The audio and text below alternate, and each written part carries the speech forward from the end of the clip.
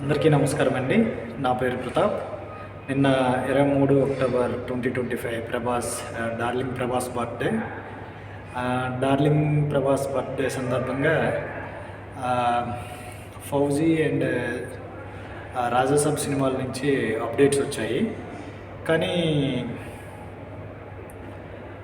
Spirit movie నుంచి ఎటువంటి update రాలేదు. సో ఫ్యాన్స్ అందరూ చాలా నిరాశగా ఉండి ఉంటారు. ఎందుకంటే ఎంతో ఇష్టమైన మన అభిమాన నటుడు ప్రభాస్ గారు పుట్టినరోజు స్పిరిట్ మూవీ నుంచి అప్డేట్ రాకపోవడం చాలా బాధాకరం.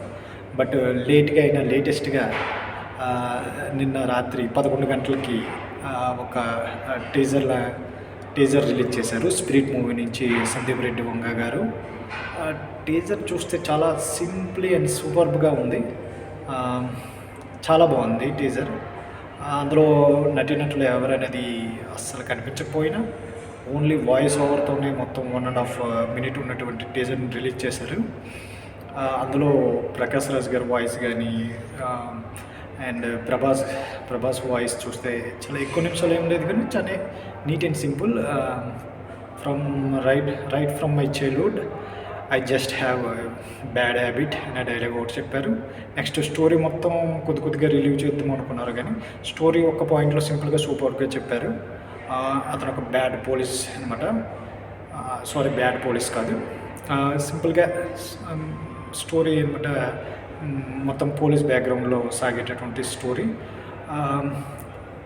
ఆ టైటిల్ కార్డ్ కానీ నెక్స్ట్ ఆ టీజర్ కట్ కానీ చూస్తుంటే neat and clean and very simple and super teaser and చాలా బాగుంది, చాలా అద్భుతంగా ఉంది.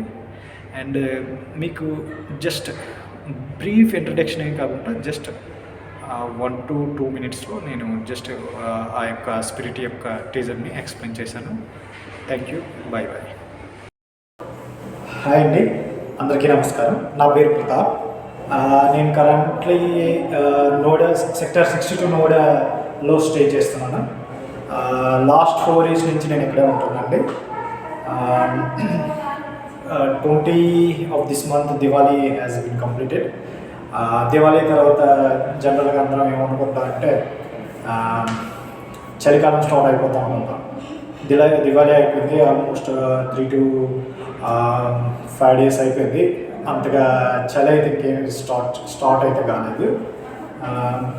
చలి అయితే అంతగా స్టార్ట్ అయితే ఏం కాలేదు. బట్ చలికాలం అయితే స్టార్ట్ కాకుండా కాబట్టి ఈసారి అయితే నా అంచనా ప్రకారం చలి విపరీతంగా ఉంటుందని అనుకుంటున్నా ఢిల్లీ అండ్ యూపీ సరౌండింగ్ స్టేట్స్లో. ఎందుకంటే ఈ సంవత్సరం వర్షాలు చాలా విపరీతంగా పడ్డాయి అన్నమాట. సో నేను అందుకని వర్షాలు చాలా ఎక్కువగా పడడం వల్ల చలి తీవ్రత చాలా ఎక్కువగా ఉంటుందని అనుకుంటున్నాను. సో దివాళీ కంప్లీట్ అయిపోయింది కాబట్టి ఇక చలికాలంలోకి ఎంటర్ అవుతాను. ఇంకా ఈ నోయిడాలో ఇంకా చలి ఎట్లా ఉంటుందంటే బీభత్సం అండి. నేను ఎప్పుడు కంపేర్ టు సమ్మర్ సీజన్తో కంపేర్ చేస్తే చలికాలం చాలా ఇబ్బందిగా ఉంటుంది స్టే చేయడానికి. ఎందుకంటే నీరు చాలా చల్లగా స్నానం చేయాలని, బ్రష్ చేయాలని, నీటిలో చేపెట్టాలంటే చలి మొచ్చిగడ్డలాగా అంతగా దారుణంగా ఉంటుంది అనమాట.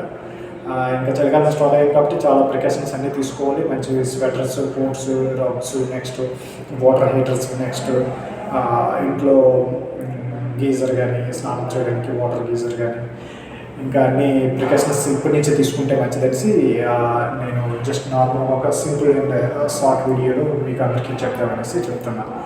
Be prepare for this winter season and అందరూ బీ ప్రిపేర్ అండ్ రెడీగా ఉండండి అని చెప్తూ సెలవు తీసుకుంటున్నాను.